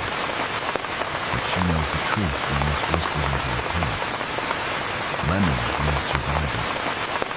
Lemons mean you still have taste even after everything you took. Before you go, you leave your notebook on the common on the table. A fresh ribbon tied around it. A new page inside. Blank. You write on the top line for the next girl who needs to speak. Then you walk out. Through the garden, through the gate, into the wide, messy, steamy world. Your steps aren't light. But there you are. And for the first time in your life, no one is waiting to decide where you live. Your new room above the laundress's shop smells like starched lavender and soap that actually works. The window faces east, which means the mornings are full of light, real light, not the filtered kind that creeps through velvet curtains or gaslight haze. You wake with the sun on your face, your fingers curled around a pillow that you chose. There's no night, no sun, no shift to prepare for, only stillness. It feels wrong at first, like you've missed something, forgotten something. But no, this is what normal feels like when you've never had it. The room is small, barely enough for a bed or trunk, and a narrow table, but it's yours. Every nail in the wall, walk into the flame and hang the lemon by a ribbon. It's sad, isn't it? Grows darker each day, but you won't throw it away. Not yet. You begin working at the shop downstairs, folding linens, stitching hems, occasionally washing the blood from someone else's liquor. You don't mind. There's something honest in it. Something sacred about scrubbing what the world tries to forget. The woman who owns the place, Miss Beatrice, was married once briefly. Now she wears her grief like a corset, invisible but shaping everything. She doesn't ask where it came from. She doesn't care. You know that kind of silence. It's permission. On your second week, she offers you a real wage. On your third, she teaches you how to manage orders. By the fourth, she leaves you the key when she goes to the market. No questions, no conditions. Just trust. You hang your first clean dress in the window. It's plain blue cotton stitched carefully with a white collar. You think this would have gotten a laugh out of the parlor room. And you smile, because now no one's watching you perform. You're just late. You get a letter mid-October. The envelope's messy. Rush. You already know the handwriting. Claire, I'm out. Mahogany is closed. For good. There were protests. Real ones. We locked the doors one night and just didn't open them. Some girls left town. I helped 3 find weeks. I didn't run far. But I ran. Can I come to you? I don't need a book. Just a place to land for a while. Still have love. E. You reread it a dozen times. And you reply, as you under here. Okay. Come in the light, this softly. Cut. You clean the second pillow. Sweep the corner. Buy a second teacup. That night you stay up too late just in case she comes. She doesn't. Not me. But you do. Historians still argue whether the closing of Storyville marked progress or simply forced desperation underground. The Red Light District was dismantled, yes, but the girls, they didn't vanish. They found stairs to climb, shop rooms to clean, books to read, or corners where they finally said no more. You laughed at me, not to anyone this time, just to yourself. The city tried to whip me, but I became two. And now I speak with the voice of every girl who left blood on the bedsheets and still stood up the next day. We are not saints. We are stories. You share your writings with Miss Beatrice. She reads slowly, doesn't think them. When she's done, she hands them back and says, "You should write them down for real." You raise an eyebrow. This is real. She smirks. I mean in something with a cover, a book cover. You haven't dared imagine that. But now you begin transcribing every page carefully, editing slightly, shaping paragraphs like scenes. You title it quietly. Yellow Rumors, a journal from the edge. You leave it untitled on the shelf. For now, weeks pass. Then one morning, just after sunrise, you hear footsteps on the stairs. Soft, nervous, familiar. You open the door before she knocks, and there she is. Emmeline, thinner, paler, but red. Her coat too big, her boots too long. You know already. You pull her into a hug. Neither of you cry, not yet.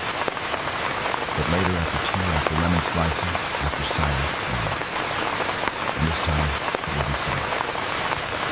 This time the walls will hold it all. You make space without needing to be asked.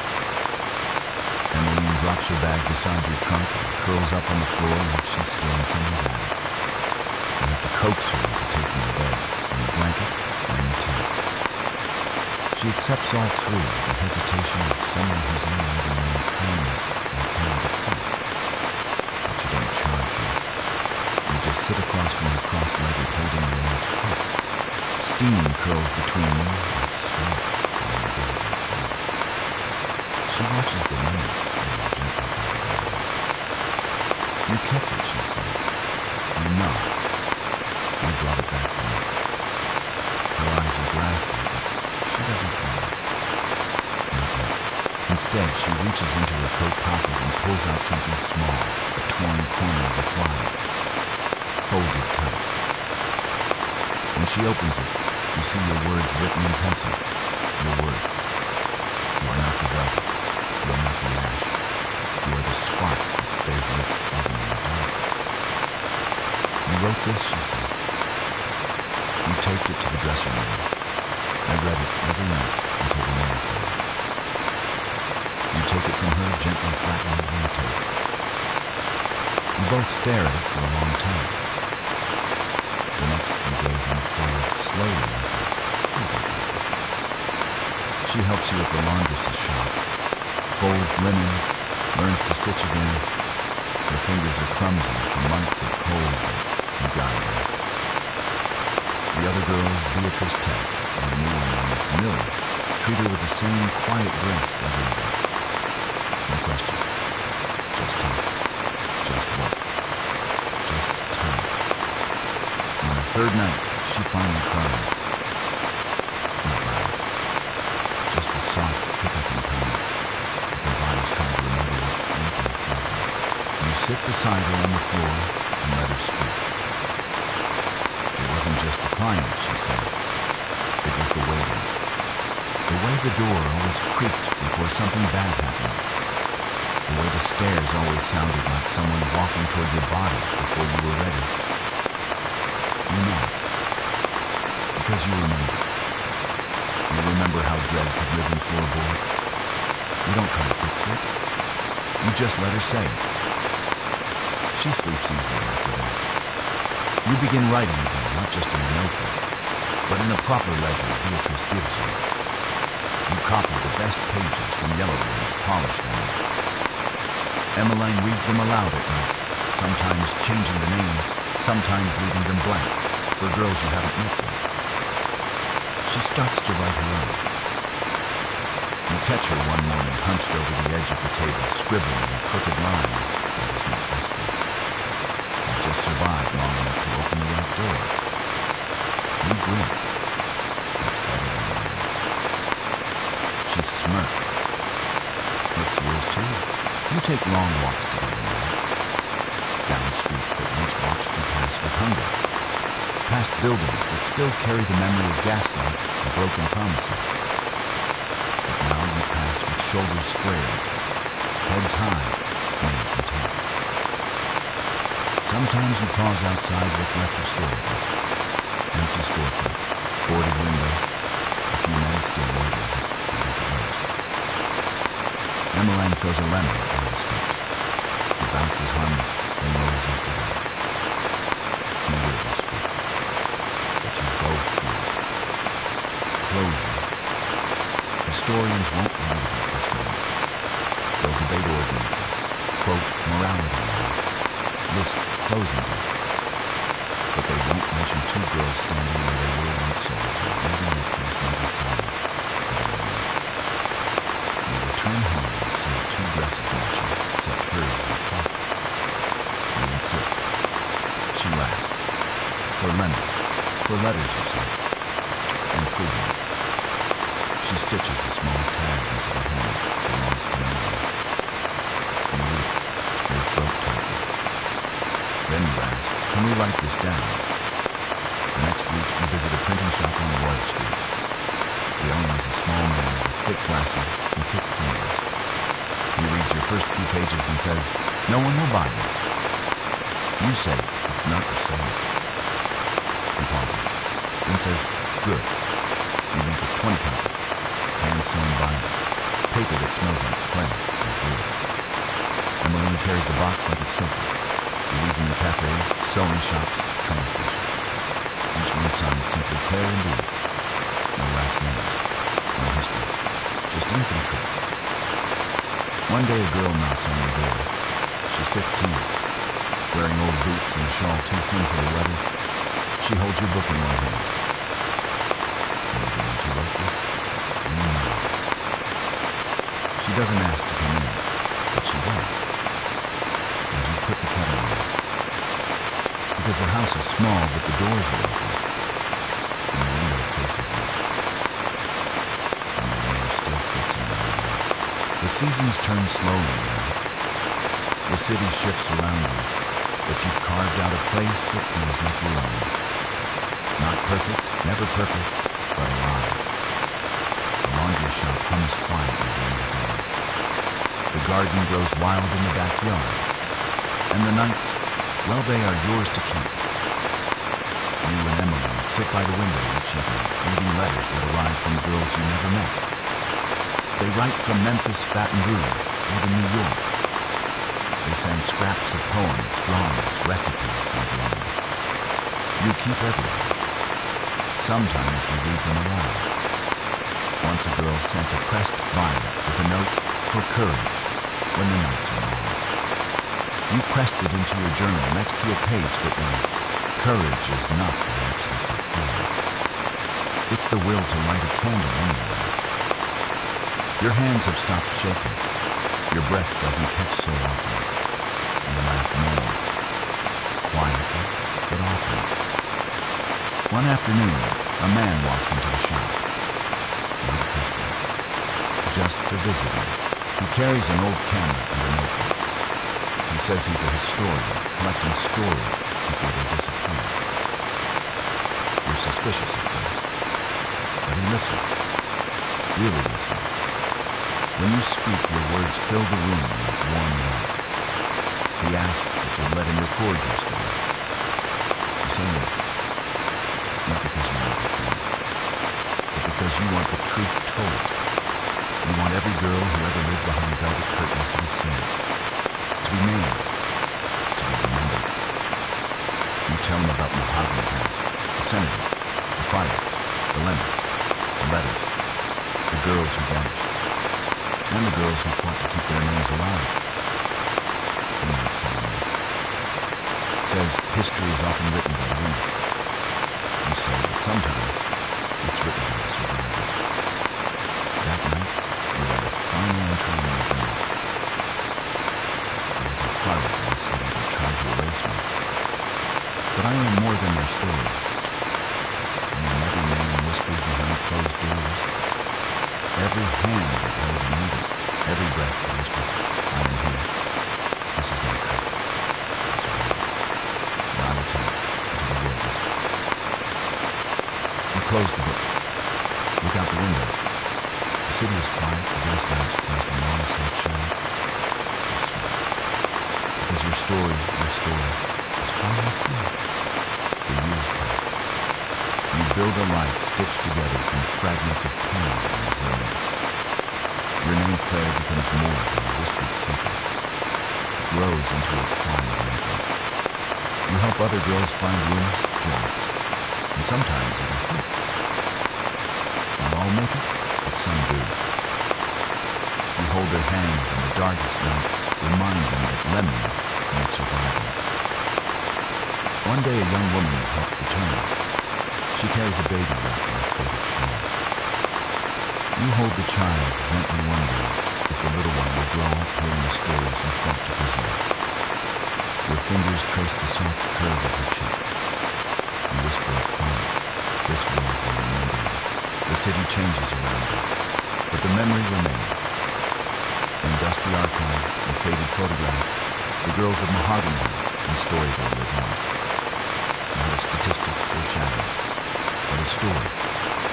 Live, survive, and finally told. And as you close your journal for the last time, you feel something settle inside. A peace, a light, and the knowledge that at long last you are home. You find yourself standing by the Mississippi one late afternoon, watching the river carry boats and dreams downstream. The sky bleeds orange and pink, like the end of a day you never thought you'd see. The breeze carries scents of jasmine and tobacco, mingled with distant music, drifting from a nearby cafe. You close your eyes and breathe it all in, feeling the weight of years left just a little. Beside you, Emily hums a tune from a forgotten song. You remember when your voices were silenced under velvet or gaslit.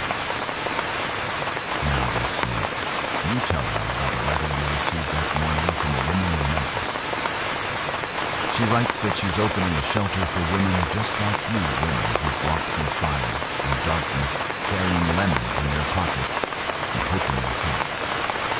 You smile. You tell her the world is finally starting to listen.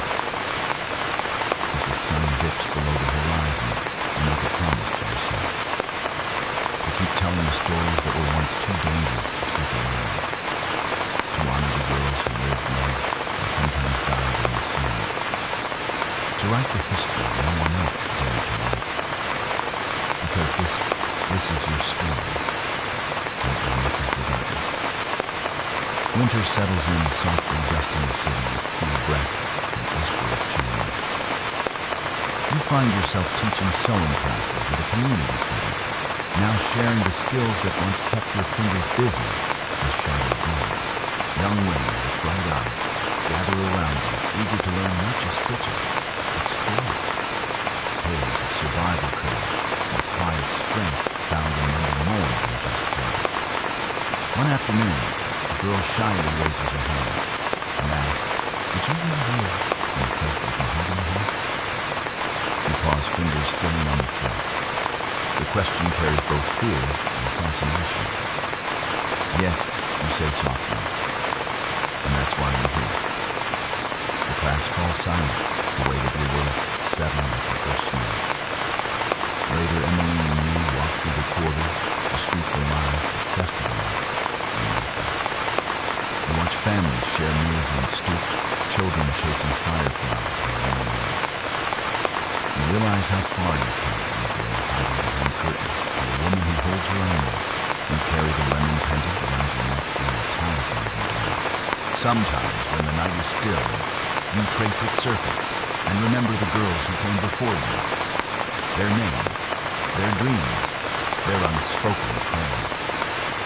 Historians might debate the morality of the past, but you know the truth. The women of Storyville were more than victims or villains. They were survivors. They were sisters. They were the quiet backbone of a city's history. And now their stories bloom, like flowers pushing through cracked pavement, like the lemons that taste bitter and sweet. You smile as the bells chime in the distance, and you whisper to the night, "We will hear." Evening falls gently, settling the hush over the city streets. You sit by the window, a pen poised over a fresh page, the soft scratch of ink filling the black.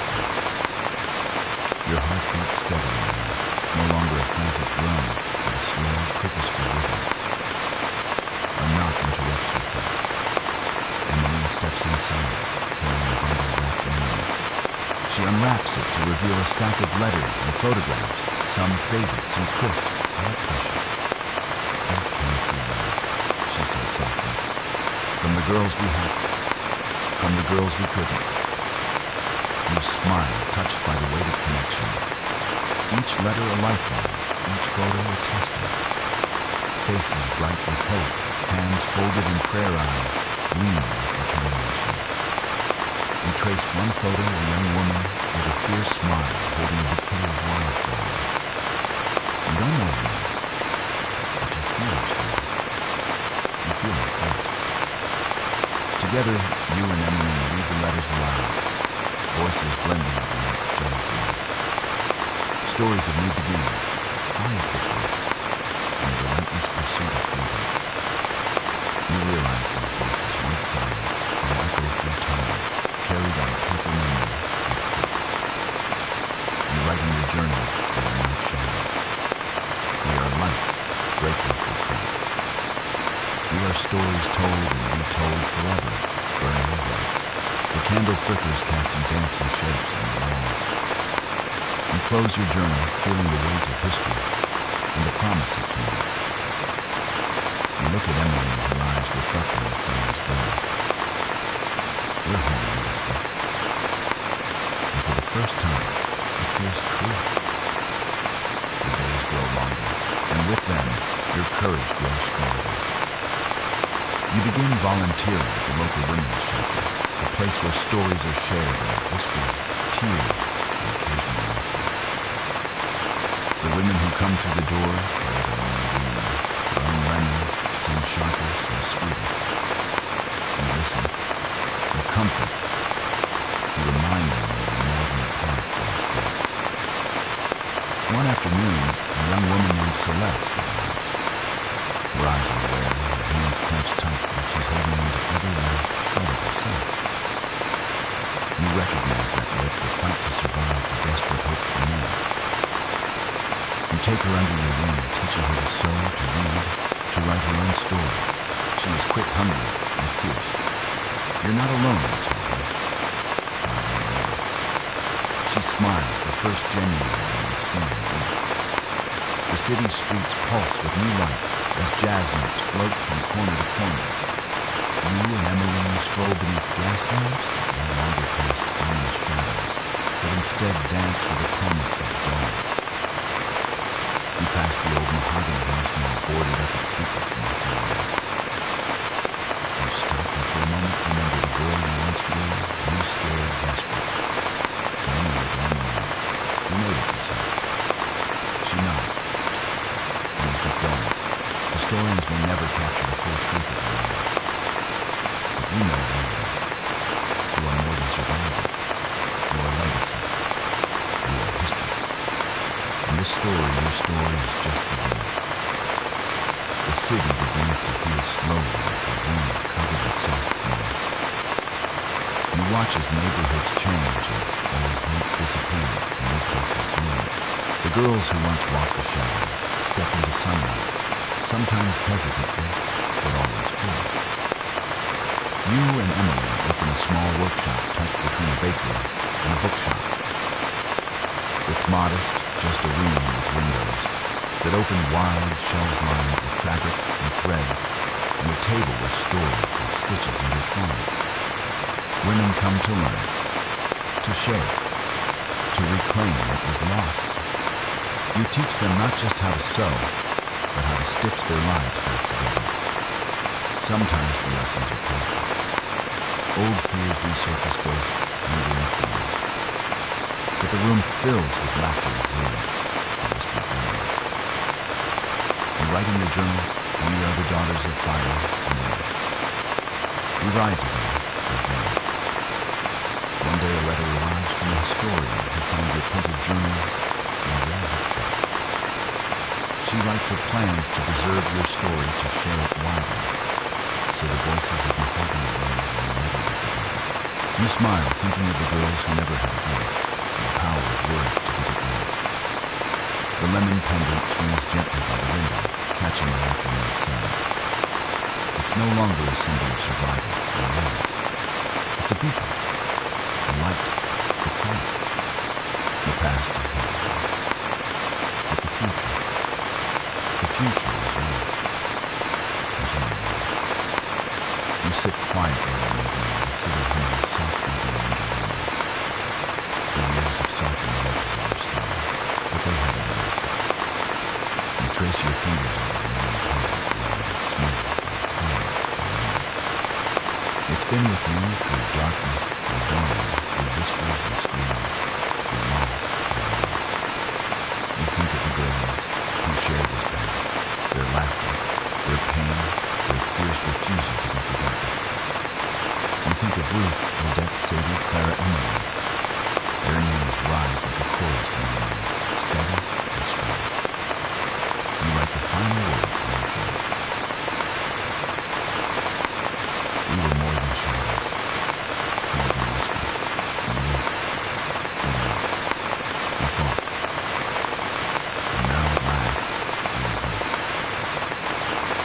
You close the book gently, as if laying a child to sleep. Outside the city breathes a living tapestry of stories woven through time. You smile knowing your story will live on in the pages you wrote, the voices you lifted, and the lives you touched. This is not an end. It is a beginning. And as you close your eyes, the soft hum of the night wraps around